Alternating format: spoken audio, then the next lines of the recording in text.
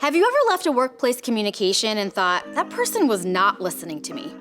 When people don't listen, we get confused and frustrated, projects fall apart, and professional relationships are damaged. We spend half of our day listening, but are we any good at it? Listening is more than just paying attention or not interrupting. We need to adapt the way we listen to meet the needs of the people communicating with us.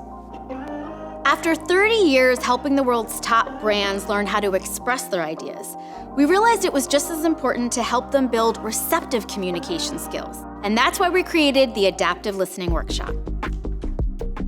We don't all listen the same way, and most of us aren't even aware of how we listen. Some of us listen to make things better. Others listen to soak it all in.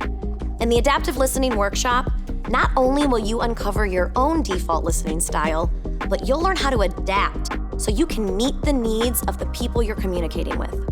Adaptive listening takes practice, but it's so worth it.